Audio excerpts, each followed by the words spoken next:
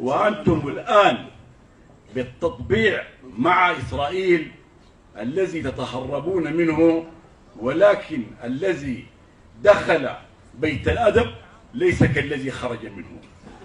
فأنتم الآن عند العالم قد طبعتم مع إسرائيل، وكل الدنيا تتحدث أن السودان قد طبع مع إسرائيل، ولم تصدر منكم بيانات واضحة تنفي التطبيع مع إسرائيل، بل أنكم تماديتم وجاء وفد إسرائيلي ومكث في الخرطوم عدة ساعات، كانت طيلة هذه المدة معه رئيس الوزراء عبد الله حمدوك، وقابلهم الفريق البرهان.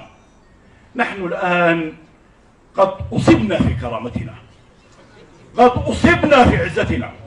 أنتم الذين أتيتم من أوروبا ومن أمريكا ومن واشنطن، كنتم تتسكعون في شوارع أوروبا وواشنطن وتذهبون إلى البرلمانات تطالبون أن يوضع السودان في قائمة الإرهاب، والآن تجلس أنت رئيسا للوزراء.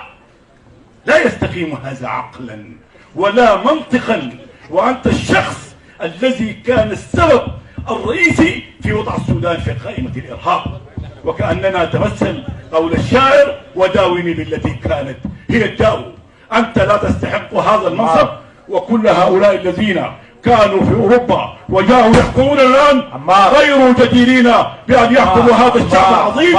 وتتحرك الأمة السودانية عن بكرة أبيها لتقول لا لإسرائيل، لا للتطبيع، لا للعملاء. شكرا يا عمار.